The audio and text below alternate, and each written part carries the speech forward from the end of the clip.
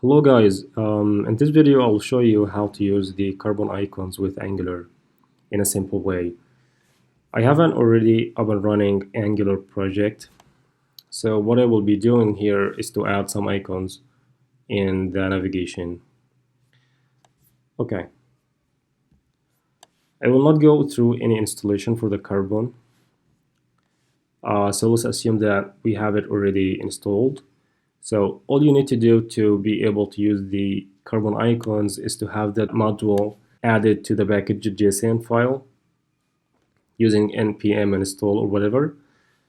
Then go ahead and pick the icon you want. So we have an icon with one word title and others with maybe 2 or 3 words. So for the one word icon, it's a pretty straightforward actually. All you need to do is just import the icon you want in the app module, like so. So you just write the name of the icon. After that, you write down the size of the icon. So you need to know that there is only 4 sizes for the icons in Carbon, which are 16, 20, 24, 32. So right beside the name of the icon, you need to add the size, then the word module. So we import it from the right direction, which is, you can find out in the node modules in the Carbon folder, icons-angular library. So these are all the carbon icons available for Angular. So as you can see that we're using the add icon here. So we need to import it from that directory. And based on the size, you import the JS file related to the size you want. So that's what we're doing right now.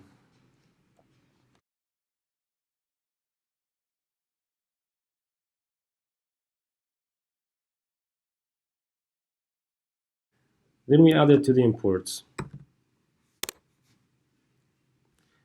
Now we have successfully imported that icon. So we can actually go ahead and use it. Like here, inside the SVG tag, then the attribute IBM icon, then the icon name right after it, without the module word. Let's save that and find out what's gonna happen. Here we have it. Okay, so that's the easiest approach for the one word icon name. On the other hand, you may have an icon with a couple of words like so, or maybe 3 words. Well, here you may need to be attention for something. When the icon name is 2 words or maybe more, sometimes they replace the space with double dashes like so, and sometimes they replace it with only 1 dash. Regardless, it's 2 or more words like so. This is 3 words and the space is replaced with 2 dashes instead of 1. This is only 2 words and the space is replaced with 1 dash. And here, you know, they're mixing it up.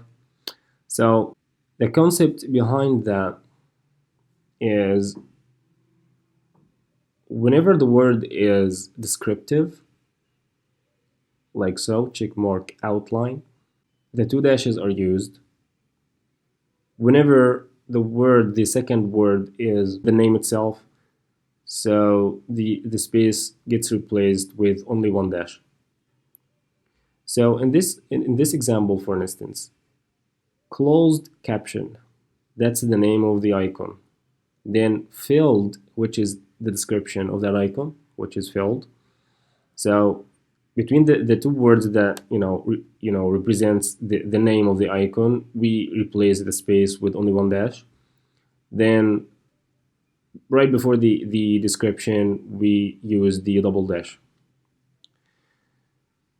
So if this confuses you, you might need to take a look on the folder name before you import that icon, before you actually use it. So let's say, for instance, that I want to use the add alt icon.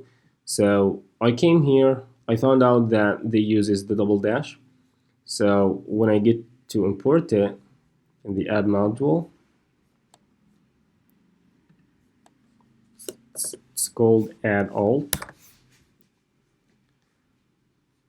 Then the folder name is add double dash alt.